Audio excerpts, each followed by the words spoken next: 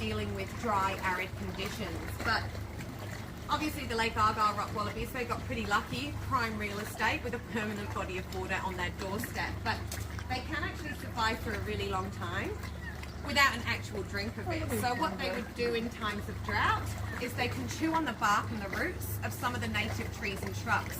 And they can actually get enough water content like that to see them through a while without an actual drink of it. Won't he falls in the water? Look, they've got little, so they are really agile. Helping them out, you see how long their tail is? It's almost, you know, they can swim. The length of their height, so that gives them balance. And they've got little textured pads on their paws, so they can grip onto the rocks pretty easily as well. Can they swim? Well, if their lives depended on it, same as kangaroos and stuff can. They're certainly not scared of the water. You saw how close that one got to the edge. And they actually go in it. They go in it like thigh high and grab the ribbon weed that grows in the lake too. So they do get extra nourishment from Lake Argyle. Haven't seen them doing it for like fun or cardio or anything. Oh, there is a little Joey. They're so pretty. Yeah. I'll just reverse you guys in for a turn.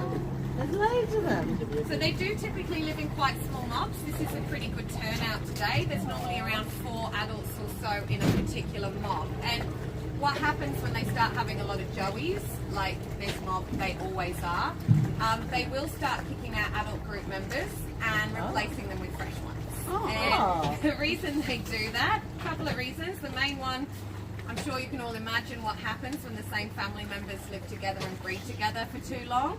Doesn't really make very healthy genetics. So they do trade out their adult members, essentially keeping their bloodline a lot cleaner that way.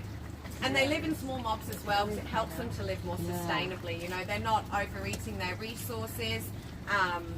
They're not breeding out of control either.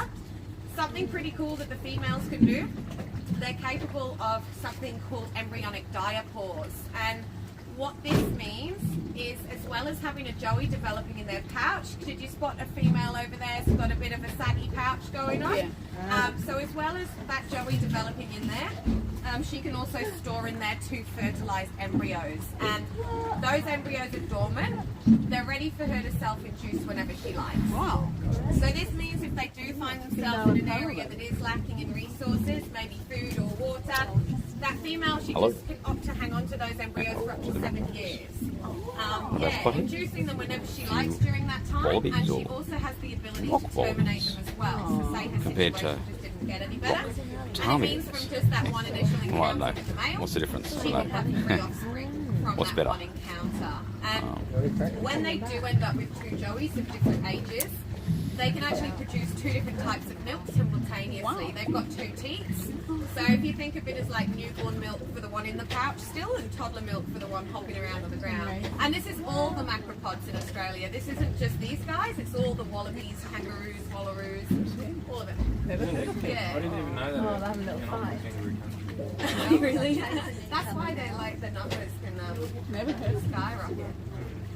So what do they eat again normally? You said little fish. They're vegetarians, no. Bit of a family strap there.